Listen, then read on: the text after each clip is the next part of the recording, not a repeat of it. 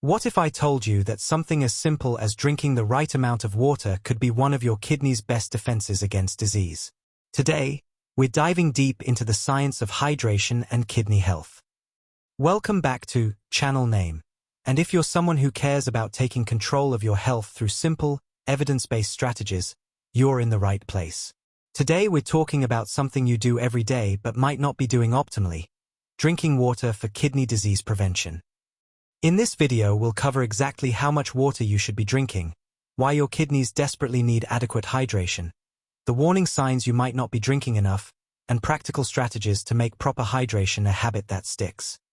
Firstly, kidney water connection. The basics. Let's start with why this matters. Your kidneys are incredible organs. They filter about 50 gallons of blood every single day. Think about that for a second. 50 gallons. That's like filtering a small hot tub worth of blood daily. How water helps. Here's where water becomes crucial.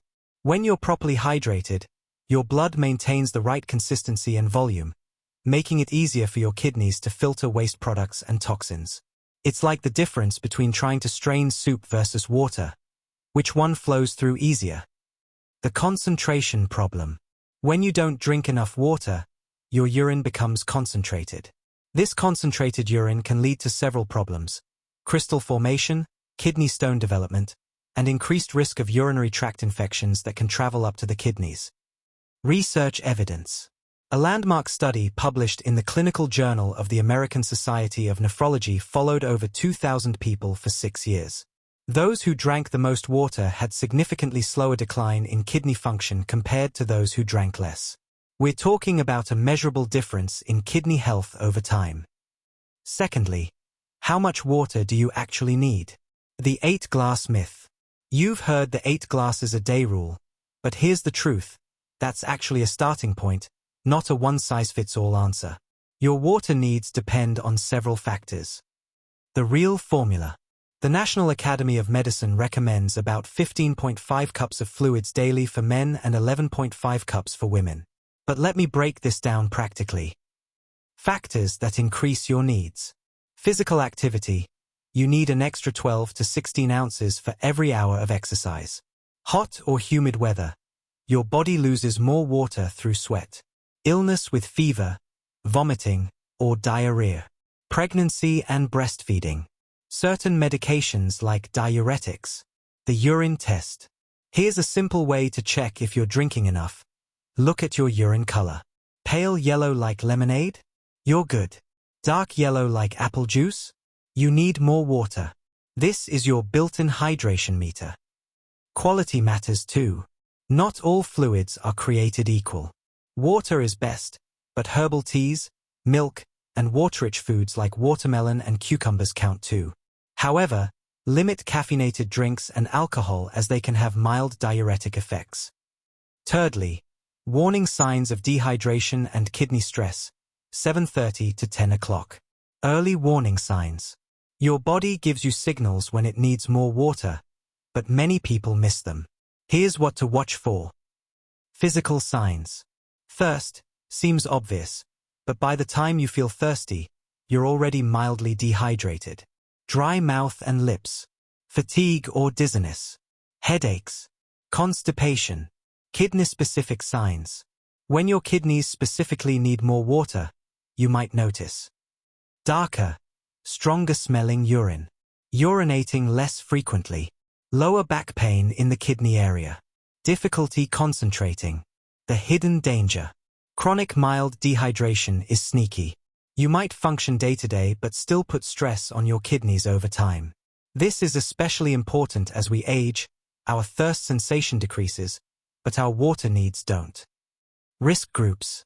Certain people are at higher risk: adults over 65, people with diabetes, those taking certain medications, and anyone with a history of kidney stones or kidney disease. If that's you, paying attention to hydration is even more critical. Number 4. Practical hydration strategies. Strategy 1. The container method. Fill a large water bottle, 32 ounces or more, first thing in the morning. Your goal is to finish it by lunch and refill it for the afternoon. This makes tracking automatic. Strategy 2. The timing approach. Drink water at specific times. 1 glass when you wake up. 1 glass before each meal. 1 glass an hour before bed. This covers about half your daily needs without thinking about it. Strategy 3. Food-based hydration. About 20% of your fluid intake comes from food. Include water-rich options like soups and broths, fruits like oranges, grapes, and melons, vegetables like tomatoes, cucumbers, and lettuce. Strategy 4. Technology helpers. Use apps or smart water bottles that remind you to drink. Set phone alarms every hour, or use a water bottle with time markers. Making it taste better. If plain water is boring, try adding lemon, lime, or cucumber slices. Herbal teas served cold. Sparkling water with a splash of 100% fruit juice. Fresh mint or berries for natural flavor. The habit loop. Link drinking water to existing habits. Every time you check your phone, take a sip.